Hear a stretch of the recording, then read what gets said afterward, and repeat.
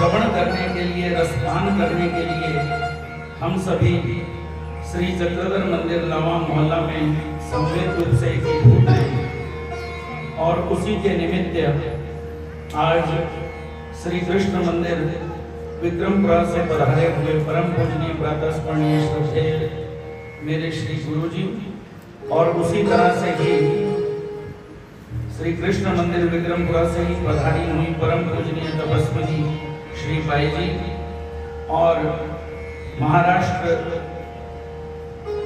श्री क्षेत्र कनाशी से पधारे हुए परम पूजनीय प्रातःस्मरणीय श्रद्धेय श्री गोविराज बाबा जी और उसी तरह से ही महाराष्ट्र श्री रामपुर आश्रम से पधारी हुई परम पूजनीय प्रातःस्मरणीय तपस्विनी सभी साधुओं के श्री चरणों में शतकोटि दंडवत प्रणाम करके और इस श्री चक्रधर चरित्रामृत को रसपान करने के जो निमित्त हैं, ऐसे परम पूजनीय तपस्विनी श्री बाई जी जो कि इस मंदिर में भी और नाभा मंदिर में भी रहती हैं, ऐसे सभी संत चरणारविंदों को दंडवत प्रणाम करके आज के प्रसंग में हम प्रवेश करते हैं।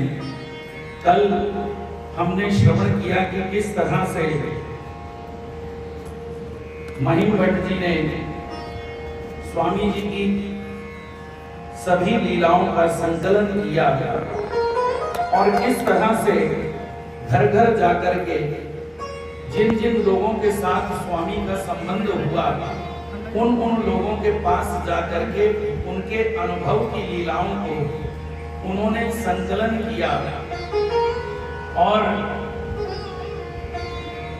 इस ग्रंथ को लिखने के लिए अगर कोई कहे कि बहुत आसान था तो वो बहुत आसान नहीं था, क्योंकि ये भी परमेश्वर की ही प्रवृत्ति है कि मेरा जो मार्ग है वो मार्ग और आगे बढ़े और उस मार्ग को किसी भी कार्य को करने के लिए, किसी कार्य विशेष को अगर हम करते हैं तो हमारा जो मार्ग है उस मार्ग पर सबसे पहले अगर कोई वस्तु है जो परमात्मा ने हमें आज्ञा करी है तो परमात्मा के सबसे पहला अगर कोई वस्तु है तो वो है त्याग। चाहे वो भौतिक सुखों का हो, चाहे वो धन इत्यादि का हो, चाहे वो आराम का हो, चाहे वो किसी भी तरह का कोई भी सुख साधन क्यों ना हो, जब तक उस सुख साधन का परित्याग करके हम किसी कार्य विशेष के लिए निकलते नहीं, तब तक वो कार्य विशेष होता नहीं है। जिस तरह से हम मंदिर में आते हैं और आप सभी इस समय बैठ करके भगवान की लीलाओं का श्रवण कर रहे हैं और अगर आपने अपने घर का परित्याग ना किया होता तो हालात कुछ दूसरे होते, हम या सब्जी काट रहे होते या कुछ कर रहे होते, लेकिन हमने कुछ क्षणों के लिए ही क्यों ना हो, हमने कुछ क्षणों के लिए अपने घर का परित्याग किया और उस परित्याग को करके जब हम श्रवण करने के लिए परमात्मा के पास आए तो परमात्मा जो हैं वो सबसे पहले हमें त्याग सिखाते हैं। भगवान श्री चक्रधर महाराज तो हमें यहां तक कहते हैं कि जैसे जैसे साधक को ये पता चलता चले कि ये वस्तु जो है ये मेरे और परमात्मा के बीच में आ रही है तो तत्क्षण वो चीज चाहे कितनी भी प्रिय क्यों ना हो, उस चीज का परित्याग करना अति आवश्यक है। और इस संसार को अगर कहें कि संसार में रह करके हम त्याग नहीं करते तो संसार में भी रह करके हम कई तरह के त्याग करते हैं। अपने परिवार को एकजुट रखने के लिए हम अनेक तरह से उसे अंग्रेजी में कुछ शब्द है, मुझे ज्यादा दिमाग मेरा चलता नहीं है तो शब्द आने रहा, हम अनेक प्रकार से उसकी विषय व्यवस्था करते हैं, परित्याग करते हैं कि नहीं इस चीज को करना पहले जरूरी है, तब तक मैं उस चीज को छोड़ता हूं। उसी तरह से अगर संसार हमसे त्याग मांगता है, अगर गृहस्थ हमसे त्याग मांगता है, तो आप स्वयं विचार कीजिए, जो सारी सृष्टि का मालिक है, उस परमात्मा को पाने के लिए हमें क्या नहीं छोड़ना पड़ेगा। हमें अनेक प्रकार से जो हमारे बीच में परमात्मा और हमारे बीच में जो आ रहे हैं रोड़े, उन रोड़ों को, उन पत्थरों को, उन कंकरों को हमें साफ करना होगा। हमारे साधनदाता भगवान श्री चक्रधर महाराज 3 तरह के खेतों के बारे में बताते हैं। 3 तरह की भूमि होती है।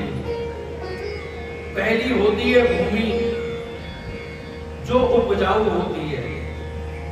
उस उपजाऊ भूमि पर हम किसान का बस इतना ही काम होता है कि बीज डाले, और बीज डालने के बाद वो पानी छोड़ता है, जो फसल है वो अपने आप उग जाती है, उसे ज्यादा तकलीफ नहीं लेनी पड़ती। लेकिन दूसरी तरह की एक भूमि होती है जो थोड़ी सख्त होती है। जो उपजाऊ भूमि होती है ना, उस उपजाऊ भूमि की जो मिट्टी होती है वो बहुत नरम होती है, और जो थोड़ी सख्त होती है उसके ढेले होते हैं, ढेले बने बने होते हैं। खेत में आपने देखा होगा, तो खेत में जब धूप लगती है तो छोटे छोटे डॉट्स बन जाते हैं, वहां पे जगह बन जाती है। तो वो जो भूमि है, भगवान कहते हैं उस पर किसान को बहुत मेहनत करनी, थोड़ी मेहनत करनी पड़ती है। किसान क्या करता है, सबसे पहले उस भूमि पर जल छोड़ता है, और जब जल भूमि सारा ग्रहण कर लेती है, तब वो फिर उस पे क्या चलाता है, नहीं कुछ और कहते हैं, सुहागा फिरवाता है, उसको समतल करता है, और फिर उसके बाद क्यारियां बनाता है, और क्यारियां बना करके जब बीज छोड़ता है तो वो फसल जो है वो तैयार हो जाती है। भगवान कहते हैं उसी तरह से एक और भूमि है, वो बहुत ही ज्यादा सख्त है, उसे बंजर भूमि कहा जाता है। उसके ऊपर ना पौधा कोई लगता है, ना कोई फसल लगती है। अगर उसके ऊपर किसान चाहे कि मेरी फसल इस खेत में हो, तो भगवान कहते हैं कि उस किसान को बहुत ज्यादा मेहनत की जरूरत है। वो क्या करे, वो सबसे पहले वो क्या करता है, उस मिट्टी के अंदर जो पत्थर हैं, उन पत्थरों को एकत्रित करता है, उन पत्थरों को निकालता है, और पत्थर निकाल करके फिर उसके अंदर, उस खेत के अंदर दूसरी मिट्टी को डालता है, और मिट्टी डालने के बाद फिर दोबारा हल चलाता है, सुहागा फेरता है, जल देता है, और फिर वो उसके ऊपर फसल तब जाकर के कहीं वो तैयार हो पाती है। लेकिन इन सभी 3 भूमियों को अगर देखा जाए, अगर किसान ये सोच करके अपने घर में बैठ जाए कि मैंने बीज छोड़ दिया, अब चलो जब उगेंगे तब उगेंगे, 6 महीने बाद काटने ही जाएंगे, अगर किसान ये सोच करके अपने घर में बैठ जाए, तो क्या वो फसल काट पाएगा? भगवान कहते हैं नहीं।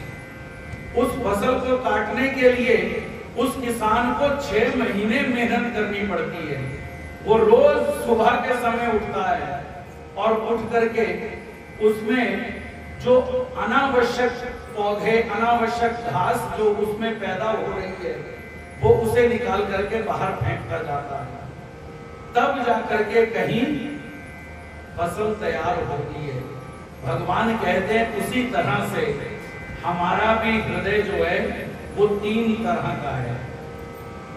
एक, पहला, जैसे उपजाऊ भूमि, वो है अधिकारी पुरुष।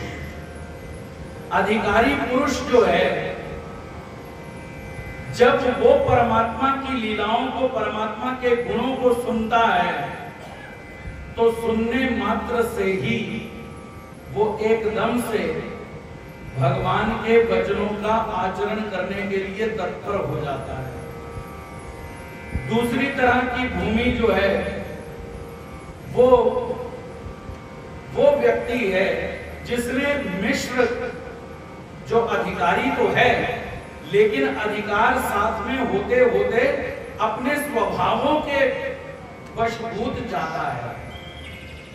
अपने स्वभाव के कारण वो अपने योग्यताओं को नहीं जान पाता। तो सुनता तो है लेकिन स्वभाव वैसा हो जाने के कारण वो उन चीजों का परित्याग नहीं कर पाता जिन चीजों का परित्याग अति आवश्यक है। और तीसरी तरह की भूमि है बंजर। अब उस बंजर भूमि पर मेहनत करना बहुत जरूरी है। अगर उस बंजर भूमि को फिर से दोबारा हरा भरा करना हो तो मेहनत जो है वो डबल ट्रिपल करनी पड़ती है। उसी तरह से एक हृदय जो है वो इतना कठोर हो चुका है, जो राजस और तामस गुण के कारण जो हृदय कठोर हो चुका है, उस कठोर हृदय को नर्म बनाने के लिए भगवान कहते हैं इसके ऊपर बार बार ब्रह्म विद्या रूपी जल का सिंचन बहुत जरूरी है।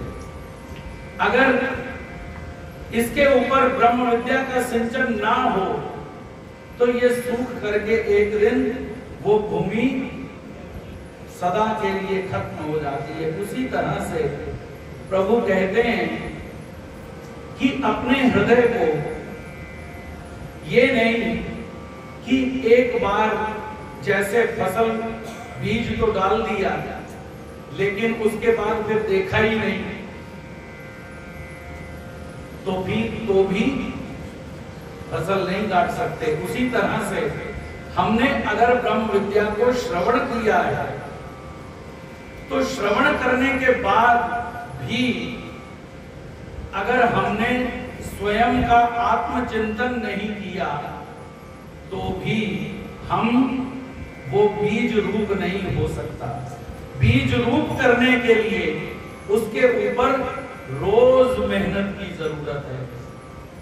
उसी तरह से परमात्मा के नाम को हम अपने स्वभाव में लाने के लिए, हमारा स्वभाव बन जाए परमात्मा को याद करना। तो परमात्मा को याद करना अगर हम अपना स्वभाव बनाना चाहते हैं तो हमें प्रति क्षण जब भी कोई कार्य दूसरा करने लगे तो नाम का उच्चारण करना प्रारंभ कर दीजिए। और जब कभी हमारे ऊपर राजस और तामस गुण अपना प्रभाव करने लगे तो फिर क्या करें? फिर जोर जोर से नाम का उच्चारण प्रारंभ कर दें।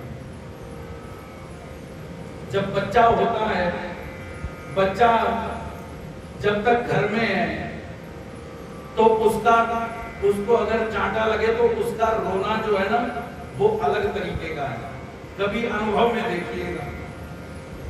और अगर उसी बच्चे की लड़ाई झगड़ा कुछ गली में हो जाए, कोई दूसरा व्यक्ति उसे थप्पड़ मार दे तो उसके रोने का स्टाइल जो है वो बदल जाता है। वो क्या करता है? जोर जोर से आवाज देना प्रारंभ करता है, कहता है मम्मी, बुलाता है, आ जाओ मेरे घर के लोगों, मैं मुसीबत में हूं, मुझे मार डाला किसी ने। उसी तरह से जब जब ये मेरा स्वयं का अनुभव है कि जब जब आपके ऊपर राजस और तामस गुण प्रभाव करने लगे तो कुछ मत कीजिए, जोर जोर से भगवान का नाम उच्चारण कीजिए, जितनी जोर से आप बोल सकते हैं। कोई कहेगा कि अगर हम जोर जोर से बोलेंगे तो लोग सुन लेंगे, कोई सुन लेगा तो तुसी कहते नाम तो सुना नहीं। पर मैं आपको ये भी बता दूं, इस नाम की ही ये करामात है। ये नाम जो है ना, ये नाम उन्हीं को सुनता है जिनके कान सुनने के लिए तैयार हो।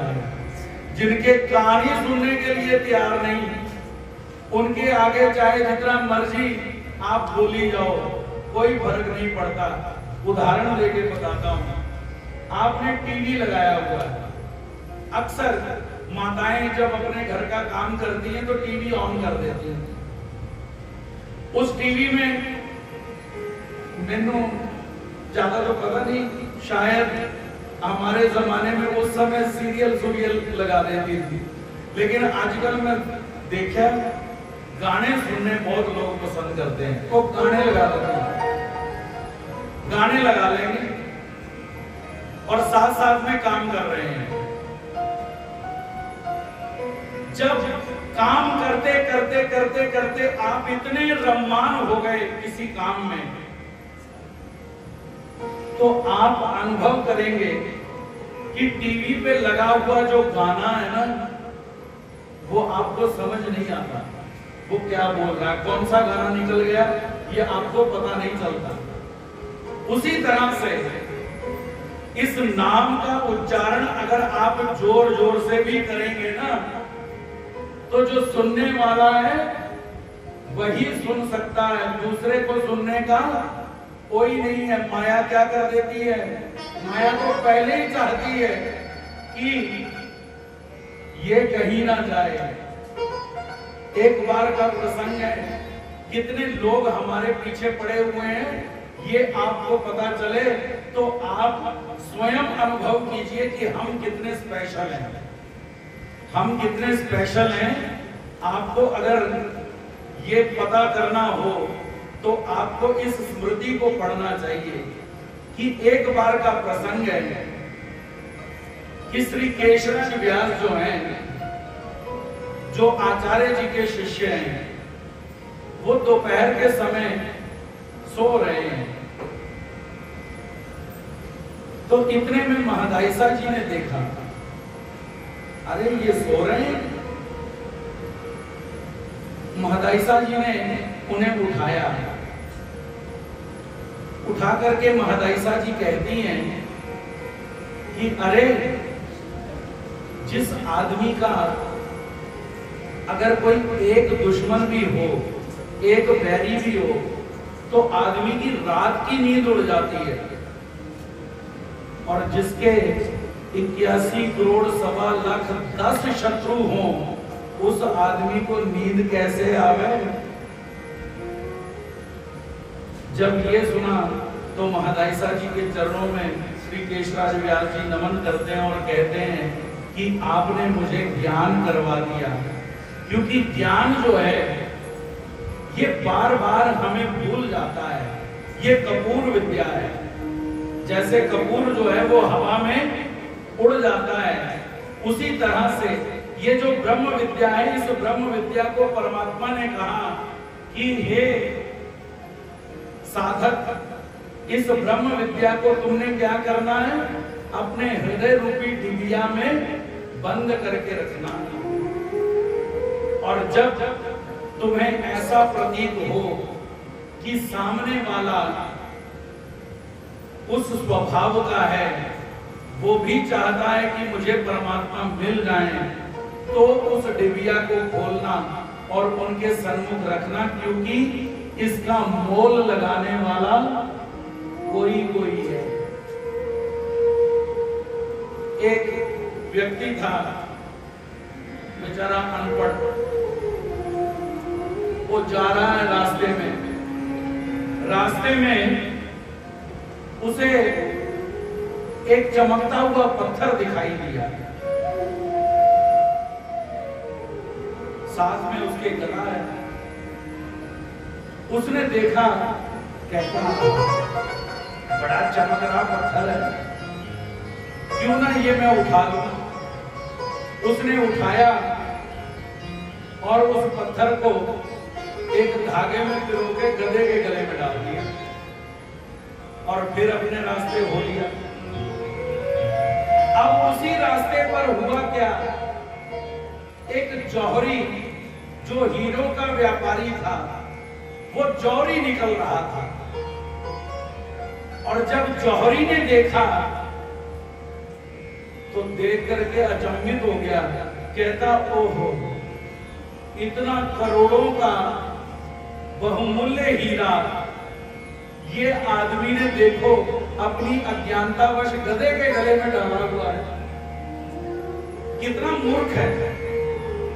कहता क्यों ना मैं इससे हीरा ये खरीद लूं, पैसे तो देगा नहीं। तो जो जौहरी है वो कहता है कि हाँ भाई, तूने गधा बेचना है। वो जो आदमी था वो भी थोड़ा परेशान ही था, क्योंकि गधे ज्यादा काम नहीं करते, इनको काम करवाने वाले बहुत मेहनत करनी पड़ती है उनको। ये ज्यादा आपको अनुभव होगा, क्योंकि यहाँ पे भी गधे ही आते हैं सामान लेके। गधे वालों को बहुत मेहनत करनी पड़ती है। तो वो भी बेचने के लिए मन में यही सोच रहा था कि निकम्मा हो गया, बूढ़ा हो गया, ये गधा बिक जाए तो ठीक है। वो कहता भाई 10 रुपये लेने, मैं तुझे 10 रुपए दे दूंगा। वो अपने मन में सोचने लगा, कहना गधे की कीमत तो 2 रुपए भी नहीं है, ये 10 रुपए दे रहा है। कहता बेचो, क्या करना है? उसने कहा दो जी 10 रुपये। उसने 10 रुपए लिए, वो अपने रास्ते हो लिया। जौहरी ने गधे का रस्सा पकड़ लिया, थोड़ा आगे लेकर के गया। गधे ने उस गधे को, उस जौहरी ने क्या करना था, उसके लिए वो गधा काम का तो था नहीं। उसने क्या किया, उसने उसके गले में से वो जो हीरा था वो निकाल लिया और गधा जो है वो फिर रास्ते पे छोड़ दिया, चला गया वो। अब वही व्यक्ति और थोड़ा आगे बढ़ा तो गधा फिर द्वारा टक्कर गया उसको, वही गधा। वो कहने लगा, परमात्मा ऐसा दिन मुझे रोज चढ़े। मैंने 10 रुपए का गधा बेचा, आधा पौना किलोमीटर आगे बढ़ा, गधा फिर दोबारा मिल गया, पैसे भी मिल गए, गधा भी मिल गया। चलो इसी पे मेहनत करेंगे। वो खुशी खुशी अपने घर चला गया, वो संतुष्ट हो गया। अब आई जौहरी की बारी। जौहरी ने वो जो हीरा निकाल लिया था, वो हीरा जब वो तराशने लगा आभूषणों में डालने के लिए, तो क्या हुआ कि जैसे ही उसने छेनी लगाई तो वो हीरा जो था वो अनेक टुकड़ों में टूट गया।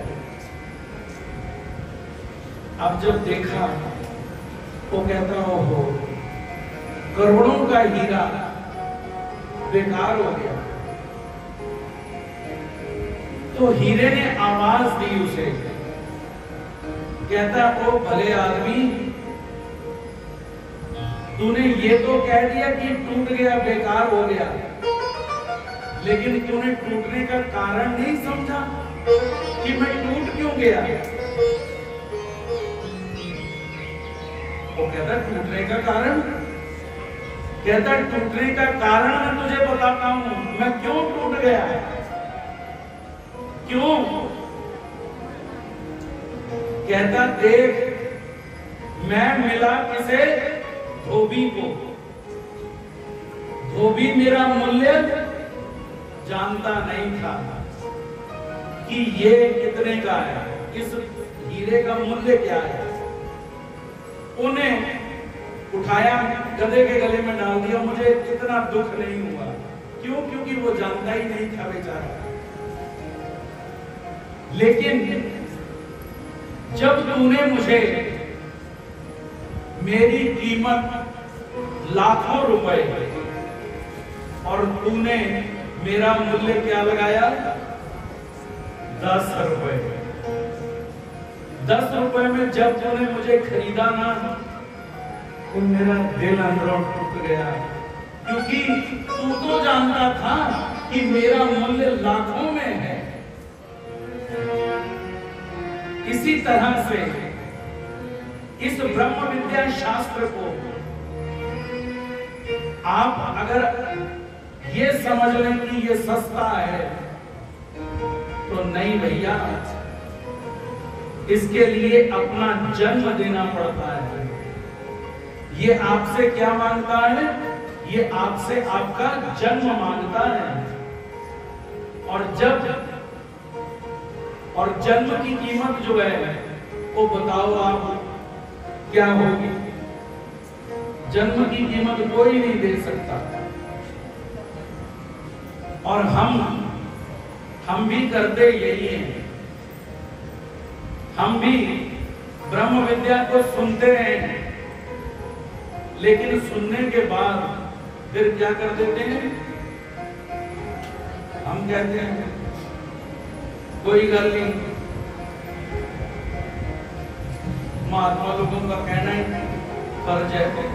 महात्मा लोग अपनी कहते रहे, हमें क्या लेना देना? हमें वही करना है जो हमने करना है। और दूसरी तरह के भी लोग हैं, खास करके जलंधर। और दूसरी तरह के लोग खास करके जलंधर में हैं। जब आवे ना कोई भी लीला, तो नीचे ना बैठे बैठे ही एक दूसरे को पुड़िया मारते, अब आगे ये होने वाला है, मेरे को पता है ये लीला, सुनी ना, ये सुनी है कथा में।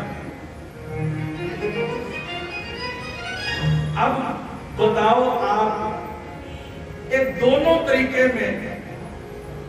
तरीकों में हमारे को ब्रह्म विद्या बीज रूप नहीं हो सकती। पहला, अगर हमने इसका मूल्य सही नहीं लगाया तो ये बीज रूप नहीं होगी। दूसरा, अगर हमने ये समझ लिया कि ये सब कुछ मैंने सुना हुआ है जी, क्या नया सुनना है? श्री चक्रधर चरित्र में क्या नया सुनना है? वही श्री चक्रधर महाराज है, वही बाईसा है, नागदेव है, महिमगढ़ जी हैं, और क्या है?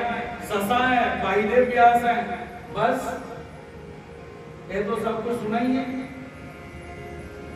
लेकिन नहीं, हरि अनंत, हरि कथा अनंता,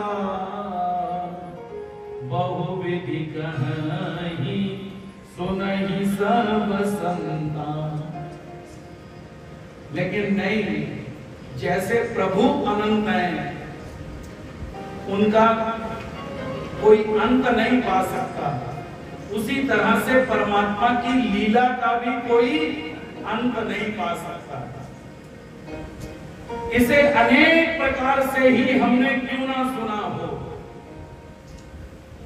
हमें श्रवण करते रहना चाहिए। हमें ग्राहकत्व भाव रखना चाहिए। क्यों? क्योंकि पता नहीं कौन ऐसा साधक आएगा जिसका शास्त्र बीज रूप होगा, और वो बीज रूप शास्त्र जब वो बोलेगा तो उसके बोले हुए शब्दों में पता नहीं क्या परमात्मा उसमें परावाचा डाल देंगे, हमारा जीवन परिवर्तन हो सकता है। इसलिए इसे बार बार पीना चाहिए, एक बार पीने से नहीं। जब तक कहते, कब तक?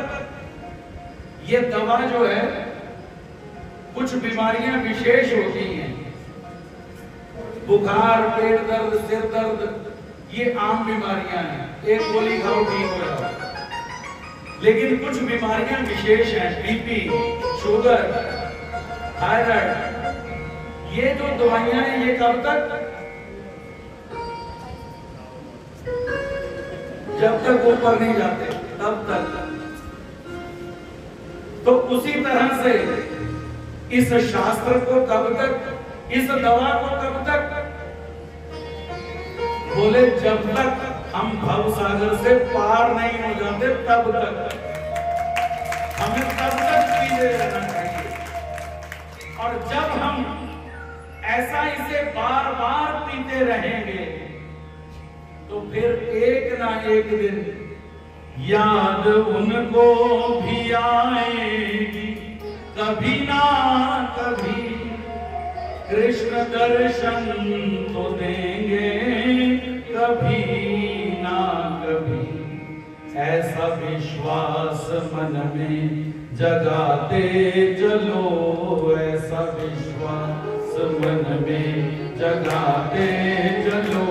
कृष्ण गोविंद गोपाल गाते चलो, कृष्ण गोविंद गोपाल गाते चलो, कृष्ण गोविंद गोपाल गाते चलो।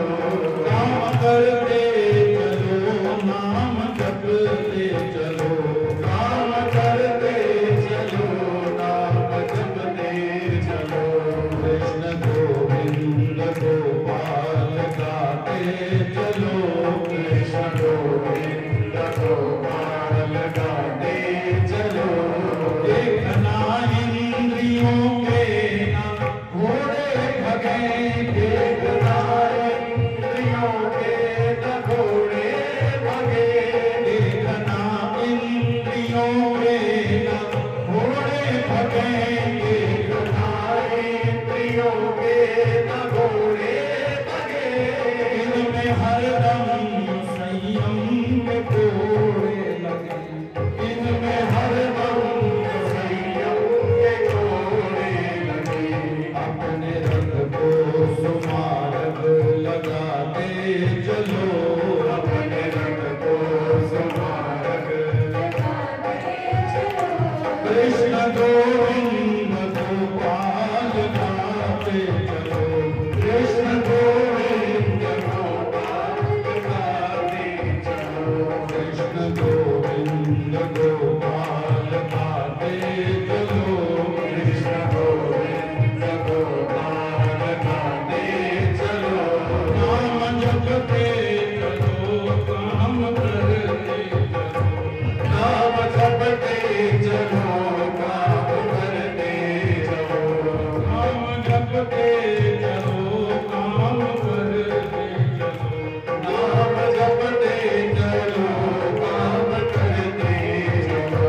कृष्ण गोविंद गोपाल गाते चलो, कृष्ण गोविंद गोपाल गाते चलो।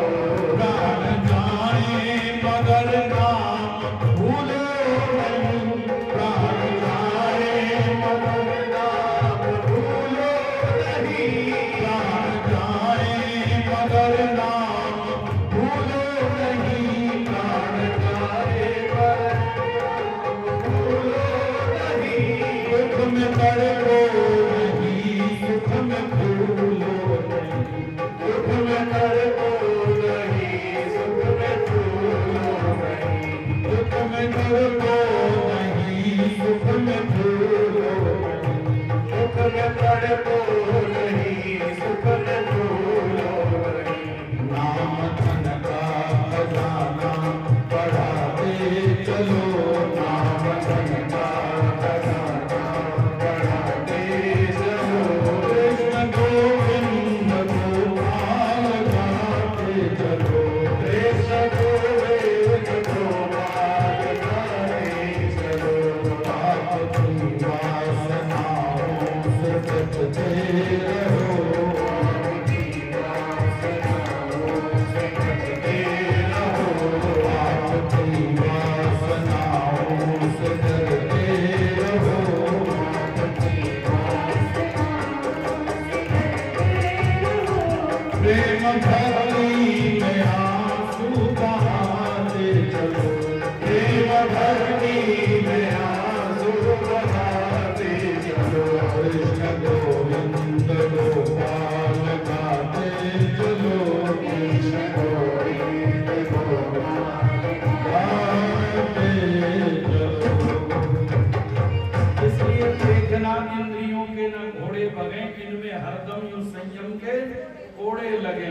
अपने रथ को सुमार्ग लगाते चलो।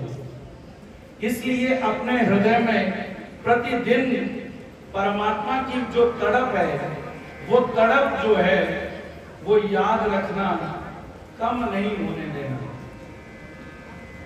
बढ़े या ना बढ़े, लेकिन जो मैं अक्सर कहा करता हूं कि देखो वो दिन याद करो जब वो दिन था कि गुरुजी सामने थे और गुरुजी ने बीड़ा चढ़ा करके हमें नाम देने लगे जब, तो उस समय हमारी जो भावना थी परमात्मा के साथ, जो अटैचमेंट थी, वो अटैचमेंट आज वैसी है?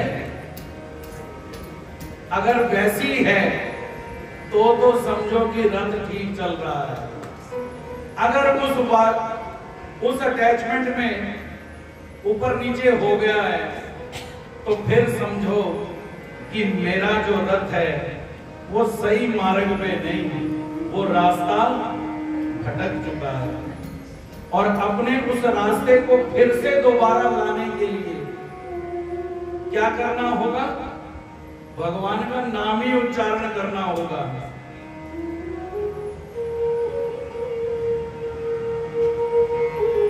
जिन्हें भगवान ने भेजा था आज्ञा दे करके, बड़े ग्राम से आए थे वो पैठन में भगवान के दर्शन करने के लिए। कौन? नाथों पाथे के दाएं पाथे।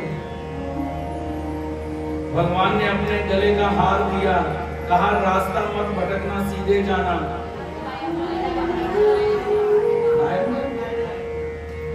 पक्का?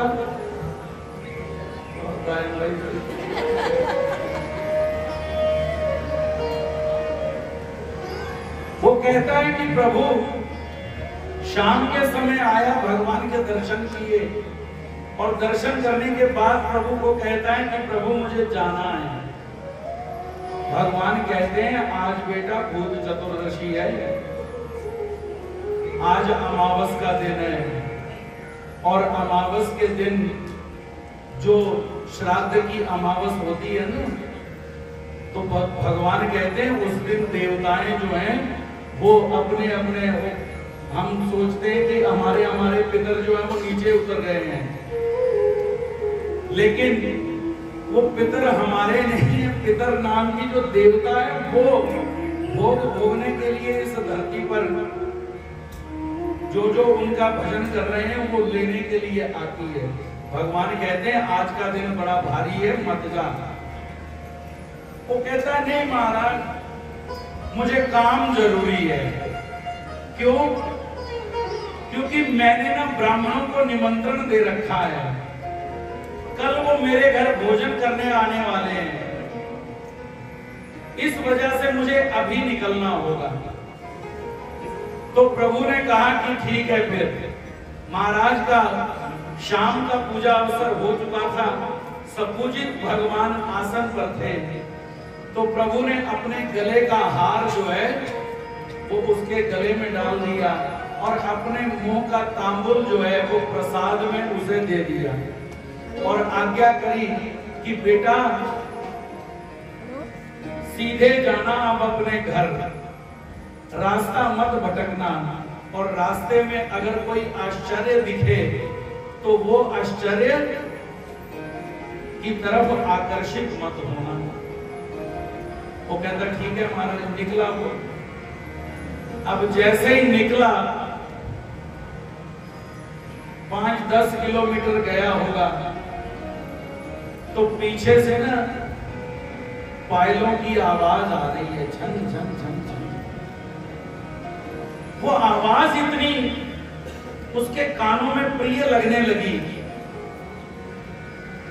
उसे पता ही नहीं चला कि कब उसने वो रास्ता छोड़ दिया और वो दूसरे रास्ते की ओर अग्रसर हो गया।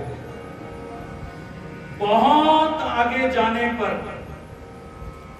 वो जो पायल की आवाज थी वो एक मंदिर में जाकर के समाप्त हो गई, और जब उसकी जब वो पायल की आवाज बंद हुई तो उसको सुध आई, सोची आई।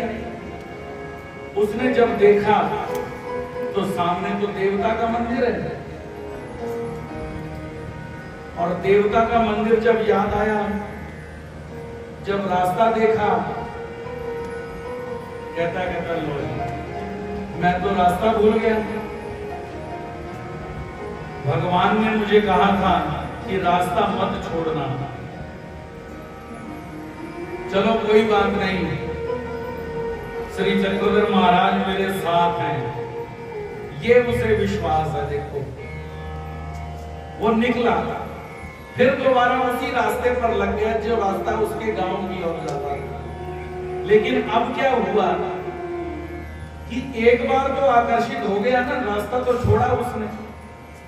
अब की बार क्या हुआ कि देवता जो है उसने बनाया रूप बकरे का, और बकरे का रूप धारण करके उसके पांव में ना अपने सींगों से फुट मारती है।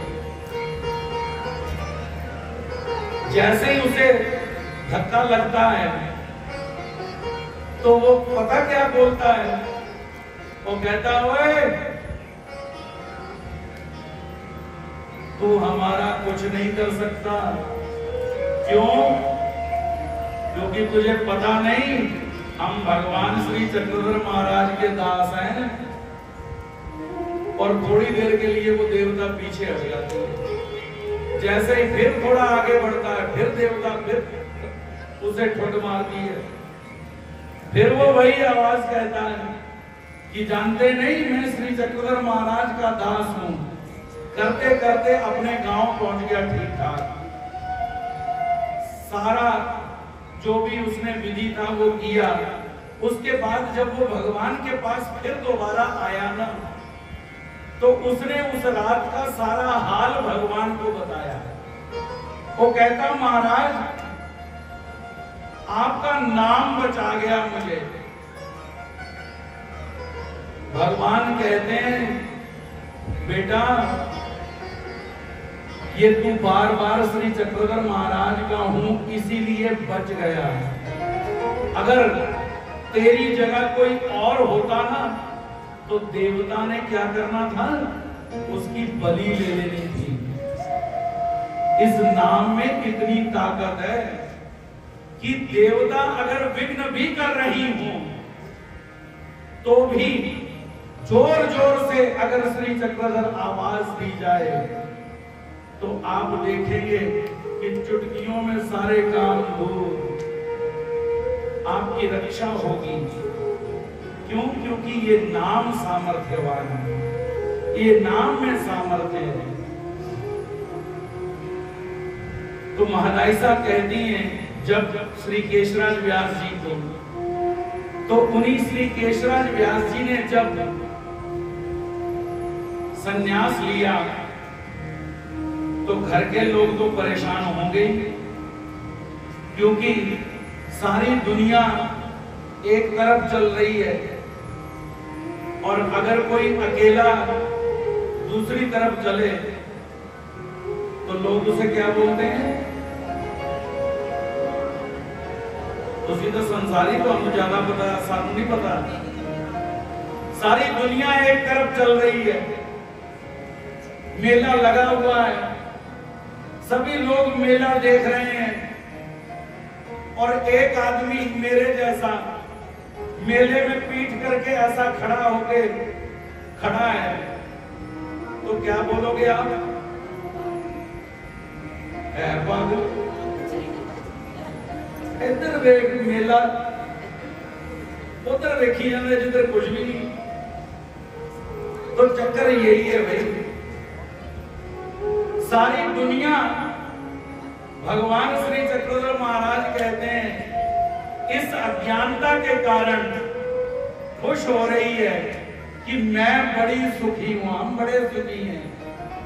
वो सुख का कारण पता क्या है? उनकी अज्ञानता, क्योंकि वो जानते नहीं हैं। और सारी दुनिया एक तरफ चल रही है, भाग रही है। कोई भौतिक पदार्थों की तरफ भाग रहा है, कोई धन की तरफ भाग रहा है, कोई बेटे की तरफ भाग रहा है, कोई शादी की तरफ भाग रहा है। और उनमें से अगर कोई एक बेचारा कह दे कि मम्मी मैं संन्यास लेना है, मम्मी कहती हुण तू मंदिर जाके दसी, है कि नहीं? ये सच है, झूठ नहीं है, सच्ची। ये जिन्ने बैठे है ना, ये ऐसे करके अपने बच्चों को नहीं लेके आते नाल। क्यों? क्योंकि जे ए वाली पट्टी पढ़ ली तो फिर मुश्किल हो जानी है। जे कोई कह दे मैं संन्यास लेना, ना ना हुण तू मंदिर जा ही नहीं, तो बहुती गल जे फिर भी बनती हो, फिर भी अगर कहे बेटा कि नहीं मैं तो मंदिर जाऊंगा ही, तो फिर वो गुरु जी को ही घेर लेते हैं। गुरु जी तुसी प्लीज इनू ऐदा दे काम ना सिखाओ, इनू ये गल दस्या करो भी पूजा पाठ कर, बस अपना कमाई कर, माता पिता की सेवा कर, क्योंकि सारी दुनिया उधर ही भाग रही है। तो श्री केशवराज व्यास जी जिन्होंने संन्यास लिया, तो इतने बड़े विद्वान, उनका उस एरिया में नाम पूरा, वो श्री नागदेव आचार्य जी के पास आए और नागदेव आचार्य जी से संन्यास ले लिया। पता लगा घर वालों को, घर वाले कहते हो हमें संन्यास लेने की तो जरूरत ही नहीं है। क्यों? क्योंकि एक वर्ण जो है वो बोले कि वो विशेष है, वो पहले ही विशेष है, पहले ही सारी दुनिया उनको पूजती है, तो हमें पूजा करवाने की, हमें भिखारी बनने की जरूरत क्या है? वो बोले हम इतने बड़े ब्राह्मण, उसने संन्यास ले लिया, चलो चलते हैं। सारे रिश्तेदार इकट्ठे होकर पहुंच गए आश्रम। श्री नागदेव आचार्य जी को कहते कहते निकालो भाई, कहाँ है हमारा बंदा, आपने संन्यास दे दिया। नागदेव आचार्य जी कहते कहते हमने तो नहीं दिया भाई, क्योंकि संन्यास जो है वो देने का काम नहीं है, दिया नहीं जाता, लिया जाता है। नागदेव जी कहते हमने तो दिया नहीं भाई, बुलाओ बंदे को अपने, पूछ लो उससे। रिश्तेदारों ने अनेक प्रकार से समझाना प्रारंभ किया कि देखो हम ब्राह्मण हैं, हमें क्या जरूरत है, आप वैसे ही वेद पाठी हो, वेद पढ़वाते हो, पढ़ते हो, बस ठीक है, इसी से ही मुक्ति का रास्ता चल जाना, काम हमारे को जरूरत नहीं है संन्यास से उसकी, छोड़ो चलो घर चलते हैं। लेकिन केशवराज व्यास जी जिसके ऊपर ब्रह्म विद्या आ गई हो, उसके ऊपर फिर दूसरा रंग चढ़ता नहीं। उन्होंने सारे विद्वानों को चुप करा दिया, सारे विद्वान चुप हो गए। अब हुआ क्या? विद्वानों ने कहा कि भाई हम इसे शास्त्र से नहीं खत्म कर सकते, शास्त्र में इसे हरा नहीं सकते, शास्त्र में इसे हरा नहीं सकते। अब अगर कोई इसे हरा सकता है तो वो एक ही है, और वो कौन है? वो इसकी पत्नी इसे हरा सकती है।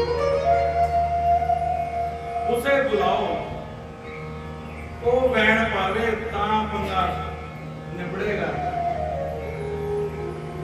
वो आई, उनको एक कमरे में रिश्तेदारों ने बंद कर दिया। श्री केशवराज व्यास जी पलंग पर सोते हैं, वो पलंग पे आती है तो केशवराज व्यास जी नीचे आ जाते हैं धरती पे। जमीन पे आती है, फिर पलंग पे, रात बीतती है, सुबह ही प्रातः काल के समय निकल जाते हैं और नदी के तट पर बैठ करके भगवान की लीलाओं का क्या करते हैं, संकलन करते हैं। जो उन्होंने लीलाएं सुनी थी उन्हें वो क्या कर रहे हैं, संस्कृत में परिभाषित कर रहे हैं। ऐसे करते करते 1 महीना बीत गया, लेकिन पत्नी भी हार गई। आखिर में पत्नी सारे सरपंचों को बुलाती है, रिश्तेदारों को बुलाती है और कहती है कि देखो जी, ये जो है ना श्री केशराज व्यास जी, ये अब सच में महात्मा बन चुके हैं।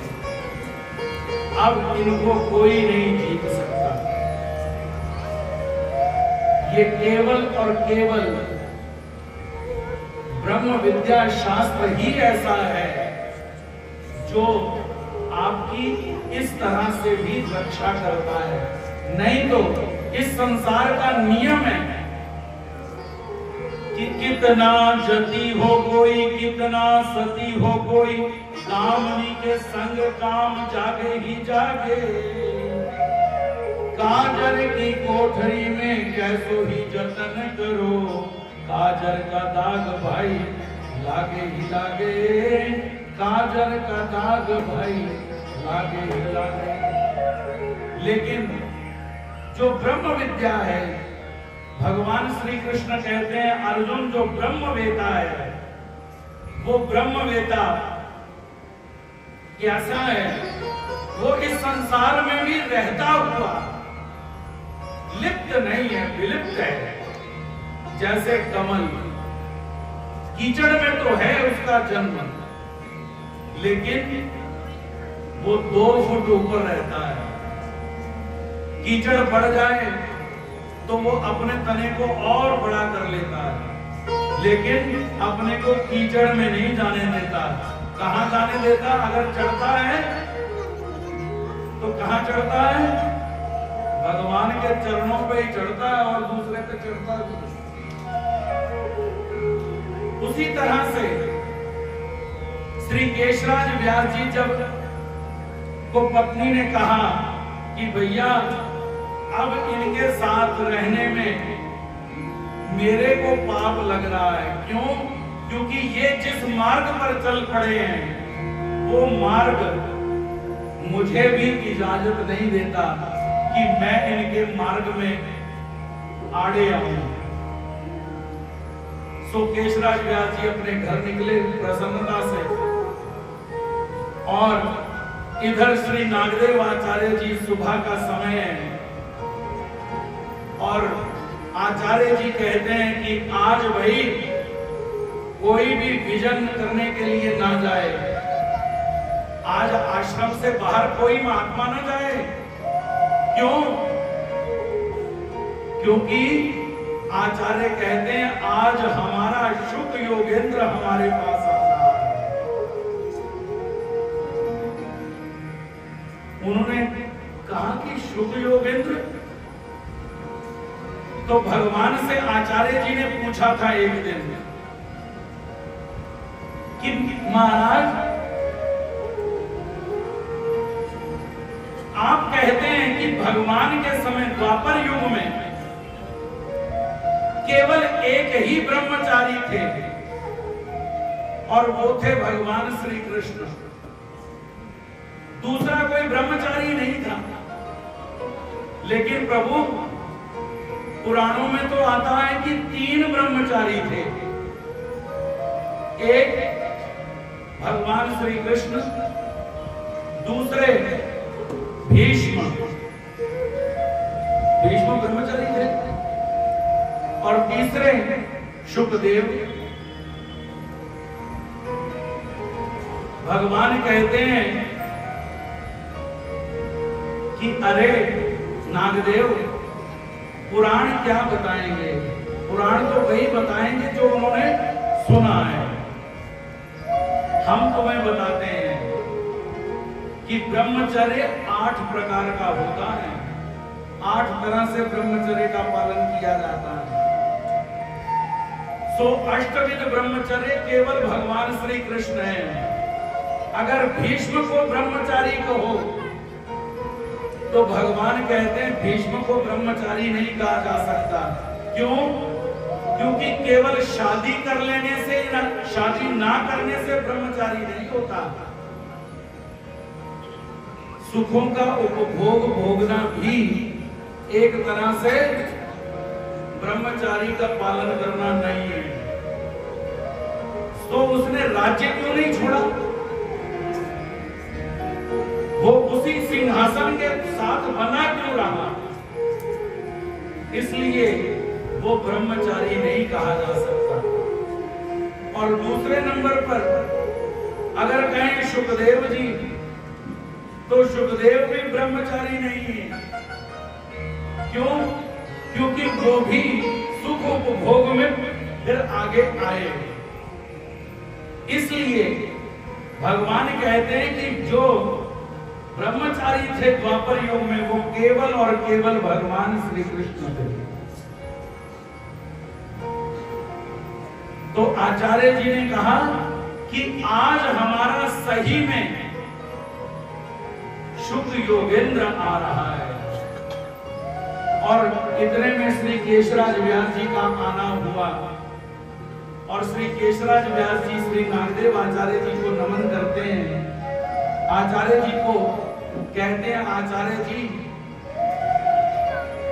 संसार में भी रह के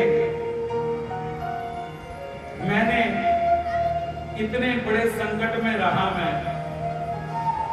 लेकिन ना मैं भगवान की लीलाओं को याद करता रहा। अगर मेरा कोई रक्षण वहां पे हुआ, कोई व्यक्ति नहीं था मेरी रक्षा करने के लिए, कोई नहीं था। अगर मेरे पास था तो केवल भगवान की लीलाएं थी। उन लीलाओं के सहारे मेरा रक्षण हो सका है। सो उन लीलाओं को लिख करके मैंने अपनी भाषा में, संस्कृत में परिवर्तित कर दिया है। आचार्य जी कहते सुनाओ, तो आचार्य जी को वो सुनाते हैं। और वो ग्रंथ कौन सा तैयार किया? दूसरा, ये पहला तो महिमभट्ट जी ने लिखा और फिर सुन करके जो दूसरा संस्कृत में एक और ग्रंथ लिखा गया लीला के ऊपर, वो है रत्नमाला स्तोत्र। तो आचार्य जी ने जब ये केशराज व्यास जी से सुनी लीलाएं, तो आचार्य जी ने कहा कि अरे केशराज व्यास जी, आपने भगवान की शब्द रत्नों से पूजा करी है।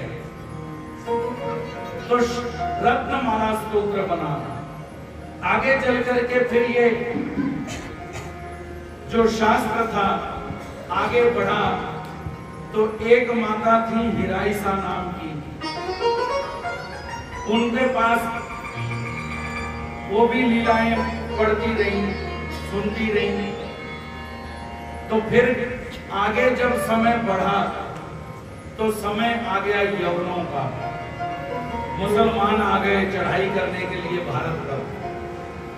तो उस समय अपने शास्त्र जो हैं वो दूषित ना हो, इस वजह से हमारे पूर्वजों ने क्या किया? हमारे पूर्वजों ने लिपि को तैयार किया, अपनी भाषा स्वयं तैयार कर ली कि जिससे सामान्य व्यक्ति को समझ ही ना आए कि कौन सी भाषा है। लेकिन वो ग्रंथ जो महिमभट्ट जी के द्वारा लिखा हुआ था वो तो जैसे का तैसा था। तो एक सुंदर बोलाइसा नाम की एक माता जी थी, बाई जी, उनके पास वो ग्रंथ था जो महिमभट्ट जी के द्वारा लिखा गया था। तो वो जो ग्रंथ था वो उन बाई जी के पास था। तो बाई जी एकांत में लीला चरित्र पढ़ रही हैं। वो इतने में क्या हुआ कि यवन जो है उनका टोला आ गया दूर से बाई जी ने देखा, ओहो मुसलमान आ रहे हैं, ये तो दूषित कर देंगे हमारे शास्त्र को। तो उन माता जी ने क्या किया, अपने धर्म की रक्षा हो जाए, ये शास्त्र किसी गलत हाथों में न चला जाए, तो उस माता जी ने अपने प्राणों की बलि दे दी। वो ग्रंथ को उठा करके कुएं में छलांग लगा दी और वो शास्त्र जो था वो बच गया फिर भी। लेकिन क्या हुआ कि जो महिमठ जी का लिखा हुआ ग्रंथ था वो विलुप्त हो गया। अब जब विलुप्त हुआ, सारा आश्रम परेशान कि अब ये भगवान की लीलाएं आगे कैसे बढ़ेंगी। तो जो हिराइसा नाम की बाई जी थी, वो बाई जी जो थी वो एक छंदी प्रज्ञा की थी, एक बार सुनने से ही सब याद। तो हिराइसा माता कहती हैं, आप चिंता मत कीजिए, मैंने जितनी लीलाएं सुन रखी हैं वो सारी लीलाएं मुझे याद हैं। आप लिखो, मैं बोलती हूं। और वो ग्रंथ फिर दूसरा तैयार किया गया लिपि में। ऐसे करते करते इस लीला चरित्र का रक्षण करते करते ये लीला चरित्र किसी दूसरे के हाथ में न जाए, इसमें किसी प्रकार की कोई स्वोक्ति शास्त्रोक्ति दूसरे शास्त्रों का इसमें मिश्रण ना हो जाए, अपनी मति ना कोई इसमें डाल दे, इसका परिपूर्ण ख्याल रखा गया। और जैसे का तैसा लीला चरित्र हमारे पास यहां तक पहुंचा। कितनी मेहनत लगी इस ग्रंथ को तैयार करने के लिए और इस ग्रंथ को श्रवण करने के लिए। आज हम पुस्तक लेते हैं और सुन लेते हैं, पढ़ लेते हैं, हम कहते हैं क्या सुनना है जी, पढ़ के आनंद है। अपने घर में भी लीला चरित्र है, पढ़ लो, जानने की जरूरत है। टाइम बैठांगे, लता दिखावांगे, बेड पे लेटेंगे आराम से, पंखा चलाएंगे, एसी चलाएंगे, लीला चरित्र पढ़ेंगे, पढ़ के हमारे को समझ आ जाएगी। ऐसे भी है भैया, आ गए बीच में, क्योंकि अब कलयुग बढ़ने वाला है। एक आ गए, वो कहते कहते ये दासे मोचक है ही नहीं, ये तो नागदेवाचार्य जी ने बीच में डाल दिया है, ज्ञान मोचक है। एक और आया, कहते नाम जपण की जरूरत ही नहीं, नाम ना जपो, नाम जपण ना उद्धार नहीं होना, कहते सूत्र पाठ ही पढ़ी जाओ, उससे उद्धार हो जाएगा। लेकिन नहीं भैया, ये शास्त्र को भी ये कैसे बीज रूप होगा, ये फसल कैसे तैयार होगी, इसके लिए हमें पीछे फिर जाना पड़ेगा। हिराइसा माता जी के जो संन्यास से पहले पति थे, उनका नाम था दामोदर पंडित। ये दोनों बहुत सदग्रस्त वासनिक। माता जी ने कहा कि भैया बात यह है कि मेरी छपनी आने वाली है और मेरा टाइम आने वाला संन्यास का। बेटे की शादी रहती थी, पति कहने लगे बेटे की शादी कैसे होगी, वो कहते शादी अपने आप ही हो जाएगी, मुझे आप आज्ञा दीजिए।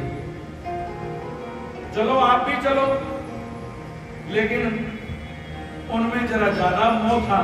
वो कहते कहते तू चली जा, तेरे को अगर ज्यादा है मैं अपने आप ही देख लूंगा, फिर बाद में आ जाऊंगा। विवाह तो करना ही है ना, रिस्पॉन्सिबिलिटी है, जिम्मेदारी है। तो माता जी तो आ गई, आश्रम में संन्यास ले लिया, इधर बेटे की शादी भी हो गई। और हम यही सोच के सन्यास लोग बैठते हैं कि भाई जिम्मेवारियां ब्याह भी वो करने वाले, ये ब्याह आपे ही हो जाने हैं, असी हैगे तामी, असी ना होवांगे तामी। जे सोचो जे काल आ गया, टाइम आ गया, जे चक लो पहले ही हो गई, तो फिर ब्याह नहीं होना, ब्याह फिर भी हो जाना। ऐदा ने भी बंदे देखे, मां मरी नूं 4 दिन होए ते चौथे दिन ही ब्याह रख दिता, ब्याह हो गया।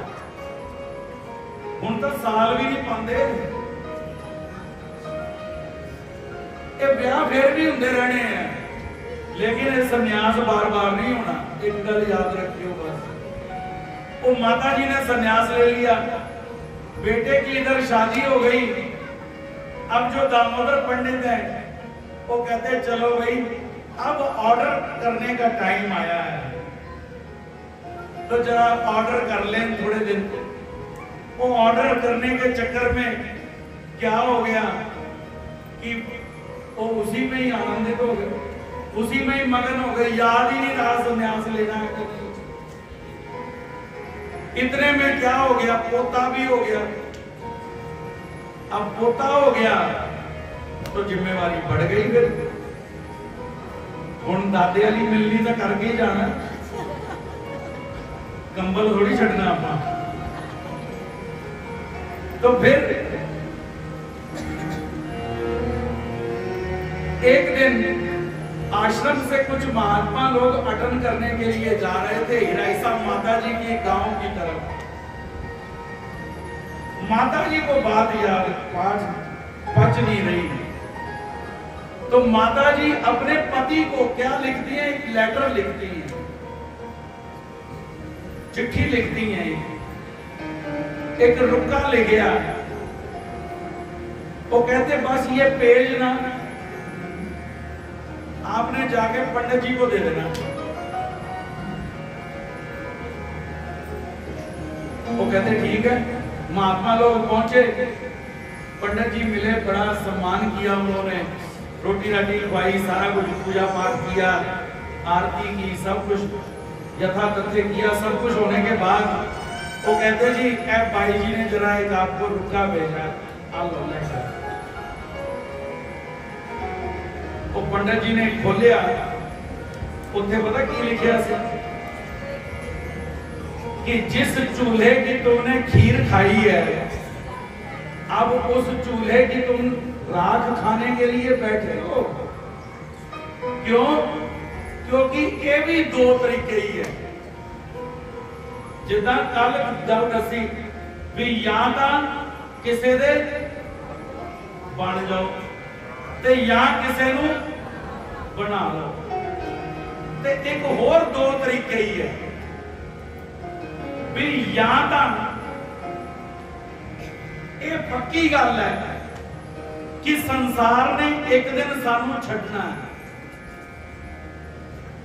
ते संसार नू छड्डण दे 2 तरीके है। या तो तुसी संसार नू ठुड्डे मार दियो, ते या संसार दे ठुड्डे खा के इधर आ जाओ, तां ते सौदा केड़ा वधिया? संसार नू ठुड्डे मार दियो। संसार सानू की ठुड्डे मारे, असी संसार छड़ दईए। बच्चे गाला कड्डण, बच्चे कहण भार पिया पिया, माता जी जरा चुप रहा कर, मां लई मरण का दिन होना चाहिए।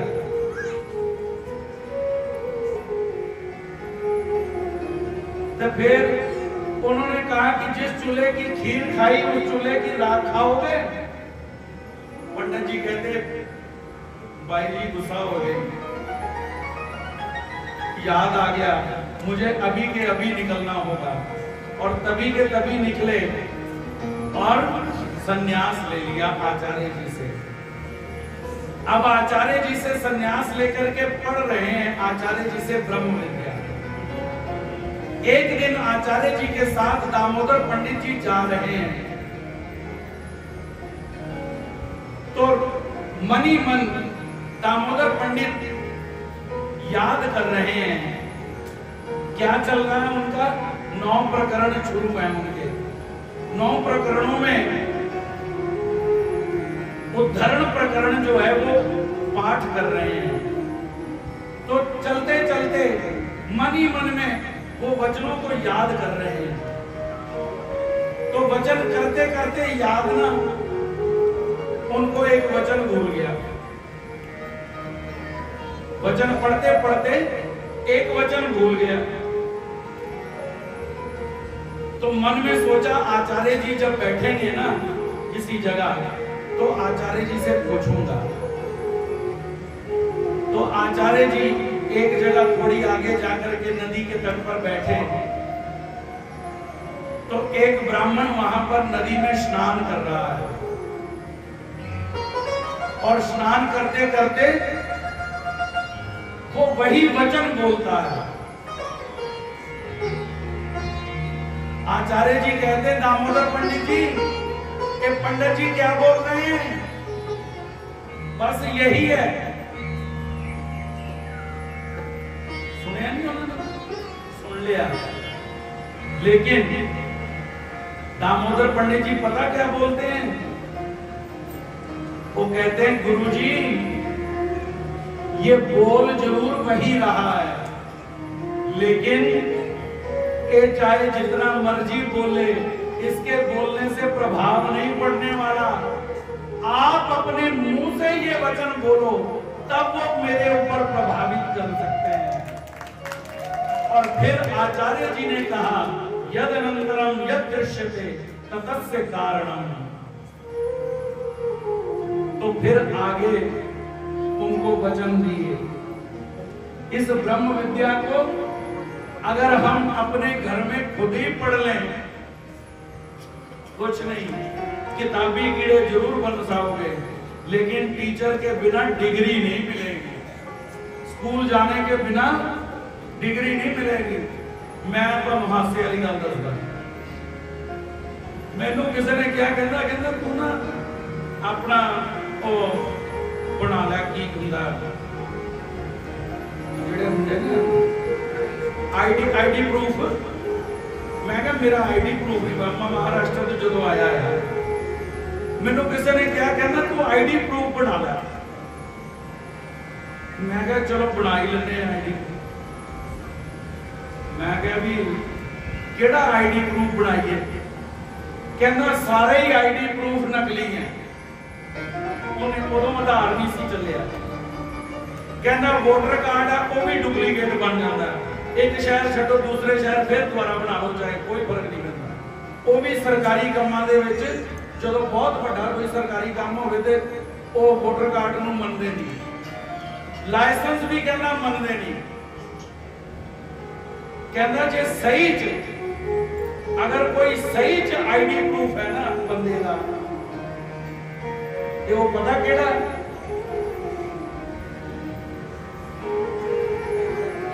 केड़ा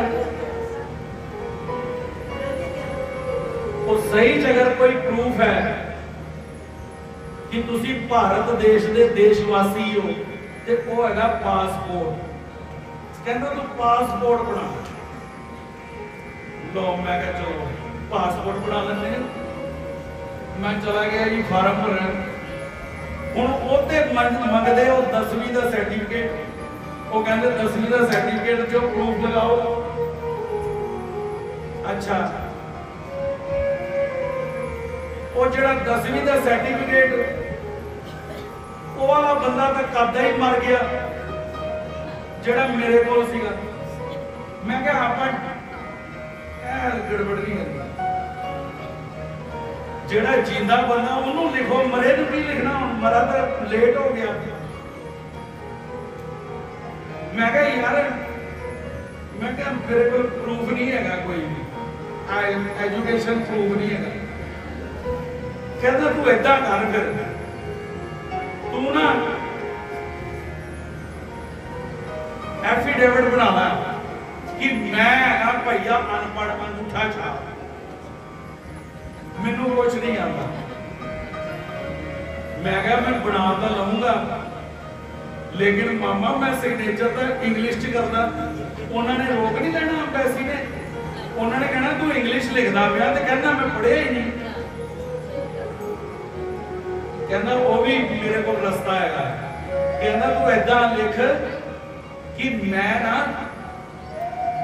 बचपन दे विच ही मैं आश्रम चला गया सी, उत्थे रह के गुरुकुल दे विच रह के मैं अपने सिग्नेचर करने इंग्लिश दे विच सीख गया। मैनू इंग्लिश जिहड़ी है उदां थोड़ी बहुत आंदी है, लेकिन मेरे को ओदा कोई सर्टिफिकेट नहीं है, सरकारी सर्टिफिकेट मेरे को नहीं है। ते मैं ना अंगूठा छाप लेकिन इंग्लिश सिग्नेचर करने वाला। हुण दसो, मैं फिर एफिडेविट बनाया, फिर जाके किते जिहड़ा जिंदा बंदा सी ओदा प्रूफ बनया, तां मेरे दिल नूं वो होया। मैं कहा कि ठीक है भाई, हुण ये तो घट्टो घट किते मर मुर गए तो पता तो लगूगा भी भाई देश का वासी सीगा। ते कहना पावे भी कि ब्रह्म विद्या चाहे जिन्नी मर्जी आपे पढ़ लो,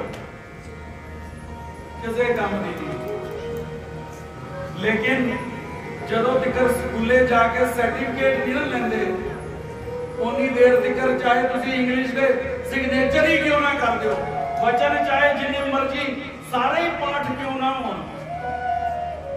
लेकिन जदों तिकर गुरु जी दे मुखों नहीं ना सुने, उदों तिकर हो किसी काम दे नहीं। इस करके इस शास्त्र को श्रवण करने के लिए अगर कोई साधन है तो वो साधन यही है कि इस साधन को हम श्रवण करें गुरु के माध्यम से। गुरु जब बोलेंगे तो वो परमेश्वर अपनी परावाचा के माध्यम से आगे हमारे को वो शास्त्र जो है तभी बीज रूप होगा। तो इसलिए इस शास्त्र को बीज रूप करने के लिए गुरु मुख की आवश्यकता है। गुरु मुख के बिना ये शास्त्र सुना तो जा सकता है, लेकिन वो बीज रूप नहीं। आपकी नॉलेज के लिए पढ़ सकते हो आप, लेकिन ये आपको समझ में नहीं आएगा। समझ में आने के लिए हमारे को गुरु मुख की आवश्यकता है। तो आज यहीं पर विराम करते हुए कल फिर दोबारा हम यहाँ पर श्री चक्रधर मंदिर में एकत्रित होंगे। शामी मैं भी कोशिश करूँगा, मैं भी आज थोड़ा लेट हो गया। मैं क्या कल मैं गया सी 5:45 बजे, कोई भी बंदा एको ही बंदा सी जदों मंदिर आया मैं, तो मैं क्या भी ਇਹਦਾ मतलब 6 तो ਇੱਥੇ भी 6:30 ही शायद शुरू होता है, मतलब साड़ी घड़ी अद्धा घंटा बाद चलती है। उस हिसाब नाल मैं भी आया, अज तो लेट हो गए, लेकिन मैं भी ठीक समय पर पहुंचूंगा, क्योंकि ठीक समय पर ही पहुंचना जो है वो जरूरी है। इसलिए सासा नाल लईए नाम सदा, जिदी मेरे नाल सुख दा सा मिलिया, सानू लाड लड़ावे जग सारा, जिस दिन दा श्री चक्र